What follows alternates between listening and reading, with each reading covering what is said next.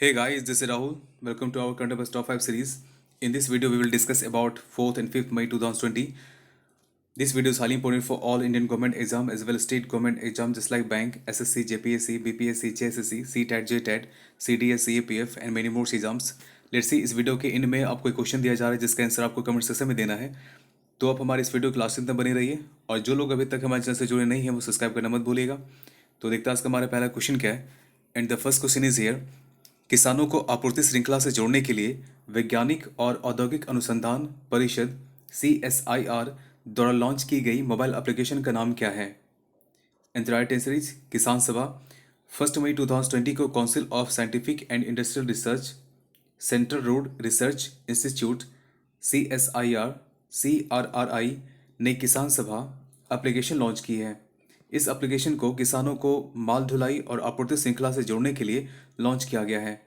इस एप्लीकेशन का उद्देश्य किसानों को समय पर सहायता प्रदान करना और उनके लाभ को बढ़ाने में मदद करना है।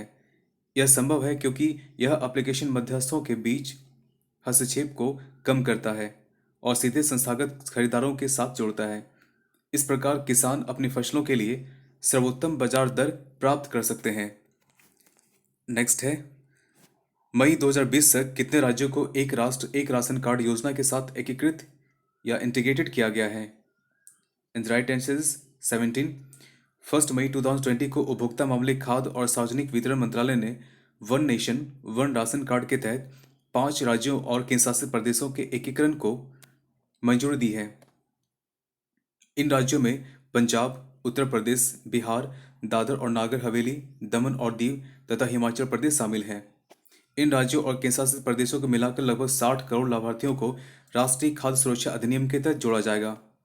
पहले से ही क्लस्टर में 12 और राज्य हैं जिनमें शामिल है मध्य प्रदेश, केरल, झारखंड, आंध्र प्रदेश, गुजरात, गोवा, हरियाणा, कर्नाटक, महाराष्ट्र, तेलंगाना, राजस्थान और त्रिपुरा। नेक्स्ट है, एक राष्ट्रीय e commerce marketplace Bharat market Bharat के किस संगठन द्वारा शुरू किया गया है।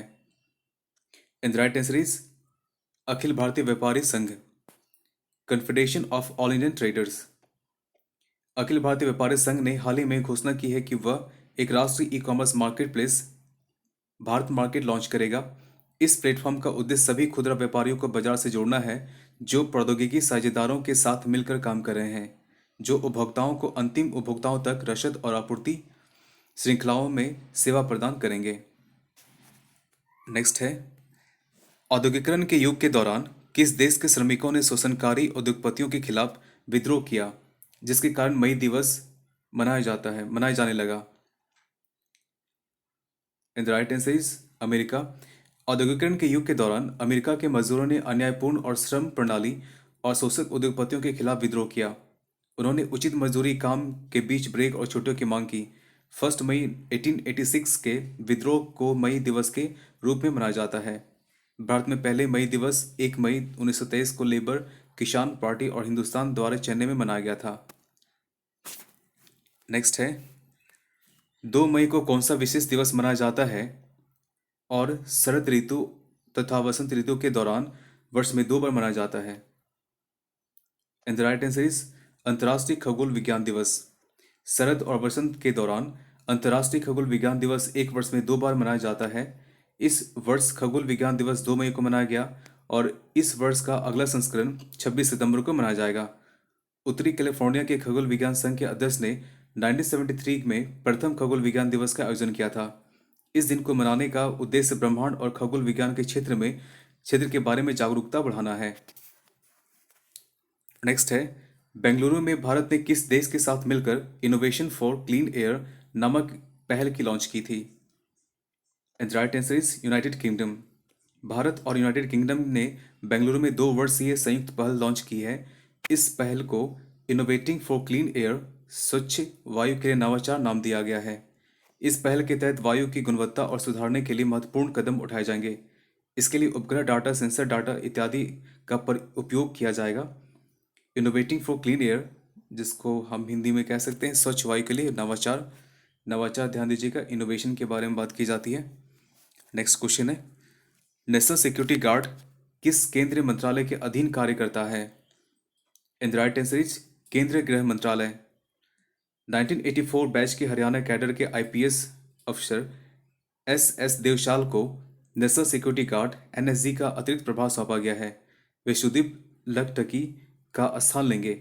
S Deswal Indo Tibetan border police के प्रमुख भी रह चुके हैं। नेक्स्ट क्वेश्चन देखते हैं। बाघ जनगणना रिपोर्ट 2018 के अनुसार किस राज्य में सर्वाधिक बाघ है? In the right answer is Uttar Pradesh. हाल ही में all India tiger estimation report 2018 को जारी किया गया। इस रिपोर्ट के मुताबिक देश में 2967 बाघ हैं, टाइगर्स जिसे कह सकते हैं। इस रिपोर्ट को प्रधानमंत्री मोदी द्वारा विश्व बाघ दिवस 29 जुलाई को सार्वजनिक किया गया था। तो आपको ध्यान देना है कि जो विश्व बाघ दिवस मनाए जाते हैं वो किस दिन को डिसाइड की गई है, तो याद रखिएगा 29 जुलाई। आगे देखते हैं टॉप 5 सबसे अच्छा प्रदर्शन करने वाले राज्य। मध्य प्रदेश में 526 बाघ, कर्नाटक में 524, उत्तराखंड में 442 बाघ, महाराष्ट्र में 312 बाघ तथा तमिलनाडु में 264 बाघ हैं। केवल छत्तीसगढ़ और मिजोरम में ही बाघों की संख्या कम आई है। सर्वाधिक बाघ मध्य प्रदेश में पेंच टाइगर रिजर्व, ध्यान दीजिएगा ये टाइगर रिजर्व का नाम है, पेंच टाइगर रिजर्व में पाए गए हैं। 2014 के बाद बाघों की संख्या में सर्वाधिक सुधार तमिलनाडु के सत्यमंगलम टाइगर रिजर्व में हुआ है। यह 2006 के बाद चौथी बाघ जनगणना है। इसकी आयोजन प्रत्येक 4 वर्षों के बाद किया जाता है। इस सर्वेक्षण के दौरान वन अधिकारियों ने 3,81,400 वर्ग किलोमीटर के क्षेत्र को कवर किया। इसके लिए 26,760 कैमरा ट्रैप लगाए गए थे। नेक्स्ट क्वेश्चन देखते हैं।